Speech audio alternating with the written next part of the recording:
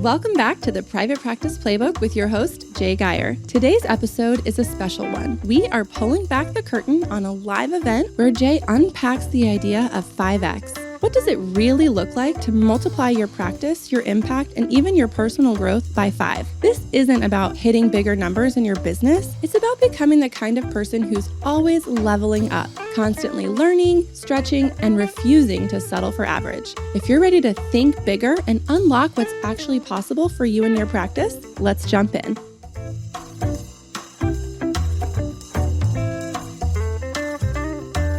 It's the Private Practice Playbook. It's the Private Practice Playbook. All right, everybody grab a sheet of paper, notes page, whatever you will, and we're going to work on a little bit of a under project here for you, if you will. And so what we need to do is I want to kind of talk about the idea. You know, as we were getting ready for this event, and it was always interesting when you do this, you relive lots of the different things that you've been doing. And one of the things you'll find, and I think you'll think about it yourself, and obviously, we talk about personal engagement, that engagement does vary, in certain areas. And, we have a relationship and we need to get results. It matters to me whether you get results or not, but what you have to understand is I was just helping clarify, here's what you have to do. And if you only do this, you guys are going to succeed. And if you don't do this, there's no way you'll succeed at this. And we were just trying to make sure that we were on the same page. So I found myself getting increasingly irritated with it, right? And I took it very personally. Okay, so this is why, and by the way, in learning, one of the things you have to realize is that, when you're teaching somebody something, everyone does get to choose their own pace, if you really think about it. And again, you go back and you study trust and all these issues, you maybe say, well, okay, that maybe they don't trust me, maybe they don't, they're going through something else. And so I had decided that I should I should grow our company. And so I was using the 10 times model for growing our company, which is just a way of thinking about it. And what I'm going to talk to you about is I want to talk about simple strategies that can change the way you look at the business. And so I had adopted a strategy and I said, well, and by the way, when you say 10 times bigger, by the way, that doesn't necessarily mean 10 times the employee or team count. It means 10 times more valuable. And so it doesn't always translate. Like in most of our cases, if I were to make your business 10 times more valuable, it would not necessarily mean you need to have 10 times as many facilities and 10 times as many employees. That's not actually true. Okay, so I have a question. Which job do you think is better? CEO of your own company or going to work for another one? Come on. Which one's better? Okay, so if you really round it, okay, so I have a question. Which job is better? CEO, dentist working for a CEO.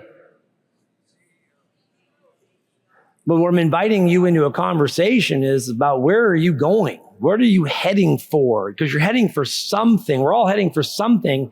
It's the insightful people that sort of stop for a second and think, well, wait a minute, what are my options? And, it's kind of in the vein of the 3 Ps, right? Let's just say if we're going to talk about the 3 Ps and we say, well, let's plan for what's going to occur.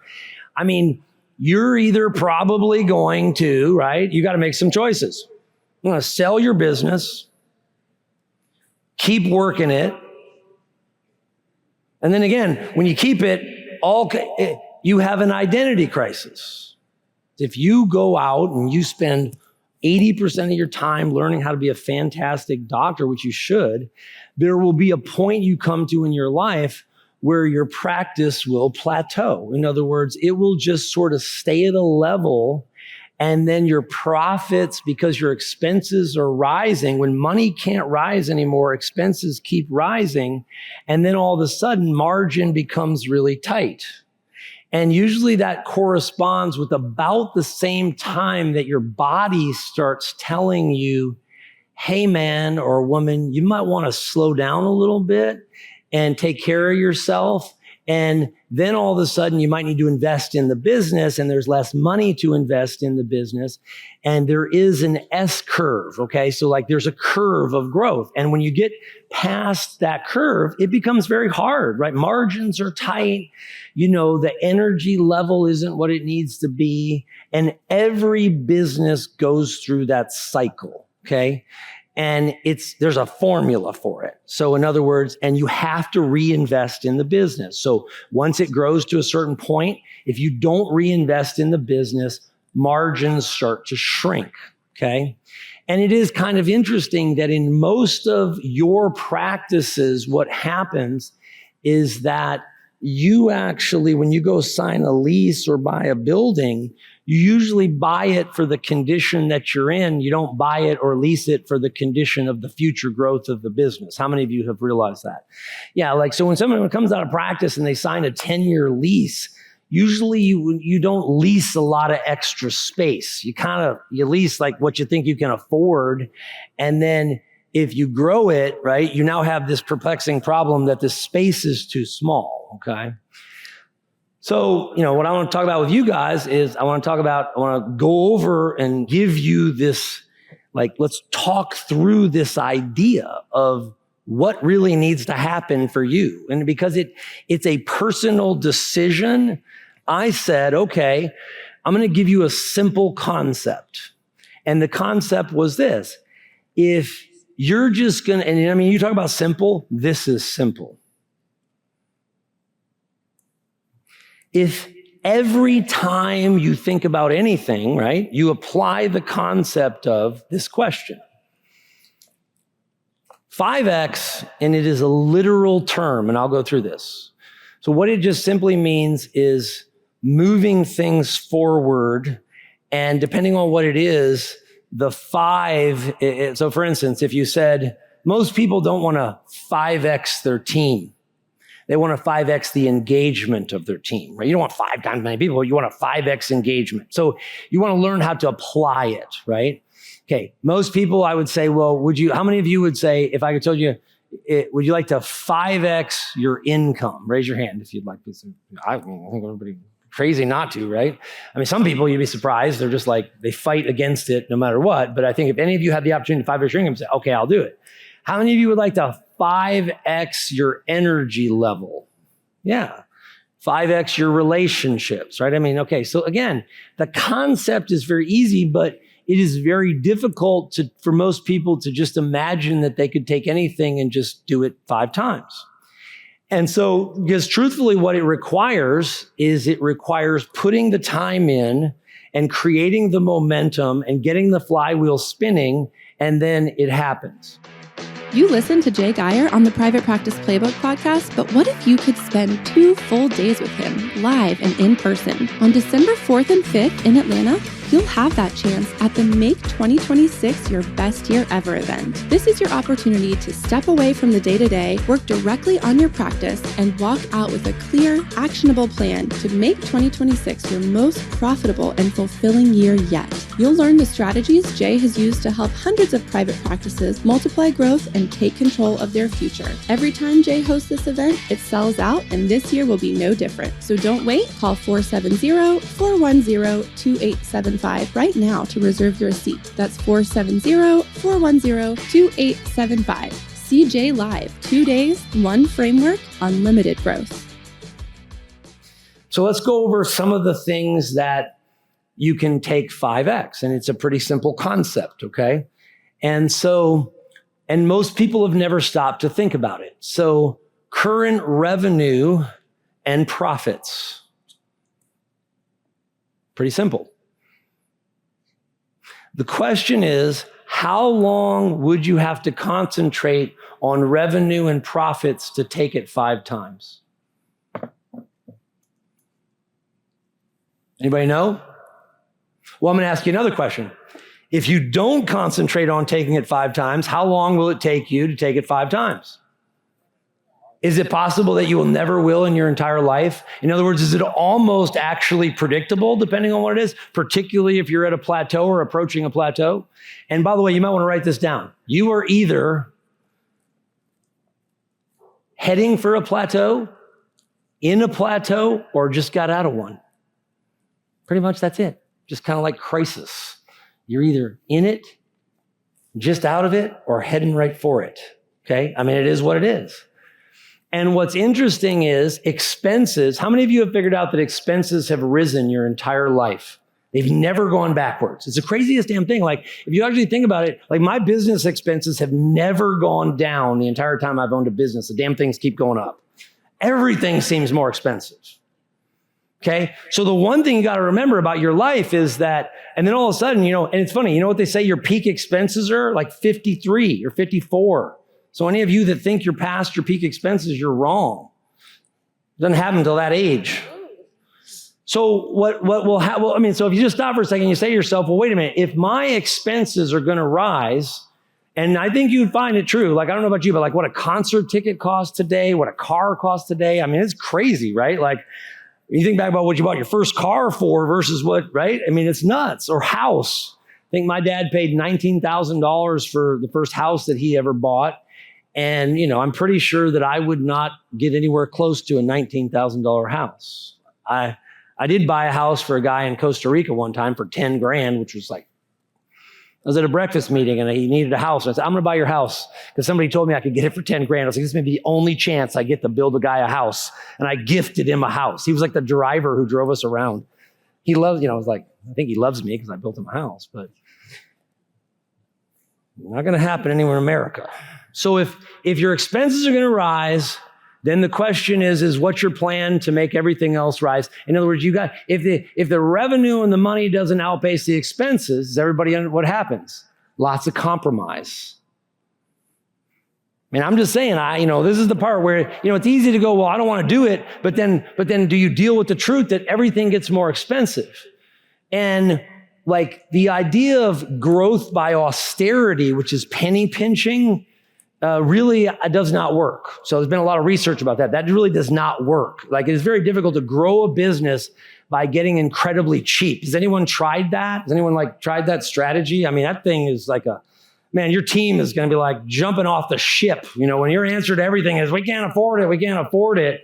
They're just like going, I think I got to get the hell out of this place because the handwriting is sort of on the wall, right? When you walk in the office and you won't spend money to clean the carpet. That's when you need to start looking for another job potentially. So, can you, when you get this concept, right, you say, okay, what about 5Xing delegations, 5Xing, right, the number of marketing touches every month, the number of treatment rooms, the number of doctors. And here's the great question we use in 5X. Here's the question. I'm just going to write the question down. Am I going to be doing this same thing when we go 5X? Is this person going to be on our team when we go 5 times? And a lot of times you can see it clear as day, right? So here's a question for you. Can you go 5 times with austerity as your growth strategy? There's no way. And again, you just got to be honest with yourself. Okay, so you go, okay, well, wait a minute. I know I'm going to do something else. So, all right, right? And can you go 5 times? How many of you would have to get more space to go 5 times? Right. So then we say, well, okay, fine. Are you going to get more space, or are you only going to get space when you get committed to go 5 times? Right? They want more scale. So, I think that, so the concept is, and then there was a concept in the science of getting rich that I always thought was a tremendous concept, which was the concept of the advancing person. You guys, any of you read that book? And they have this idea where you should always be an advancing person, right? So it's like a way of life. So I've always thought that if you could always be a person who was proceeding somewhere or advancing or growing, that thing, you would attract those things to you like a positive flywheel attracts thing, and then a gloom doom wheel attracts things which you don't want. And when you get to a plateau, and here's what you got to remember. when you get confused, do you know what confusion is? Complexity, confusion. I don't know what to do. I don't know what to do. I don't know what to do. Should I do this? I don't know that. Okay. That is because you don't have a strategy. When the strategy is we're going 5 times, the answer is always very clear. Doesn't mean that you listen to it, but there isn't any confusion about the answers. But when you literally say to yourself, well, I don't know, I'm just going to see what happens, there is no correct, like you don't get the right answer.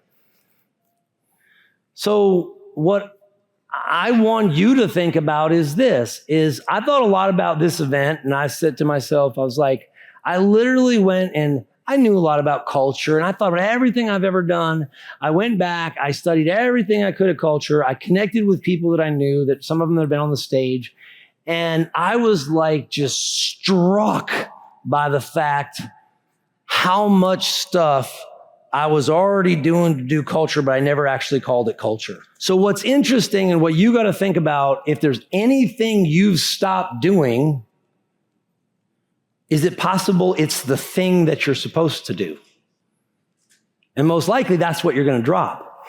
So if you go through this and you start thinking about things you want to take 5X, right? There's a lot of things. 5X your hygiene department, use of technology, meetings, whatever it might be, right? Number of marketing touches. So does everybody get conceptually the concept? If it's not this, what is it? It's not. Therefore, it's confusing every time you have to make a decision. If there is not a clear path for growth, it becomes very confusing every time you make a decision. That's all I'm trying to get you to understand. And that is just the way it is. And so you can't expect it to grow when you're not committed to growth, just like you can't expect it to be clear how to make decisions when you're not committed to growth. Now, I want you to go back in your life and think about this. Every time you commit to something, what ends up happening?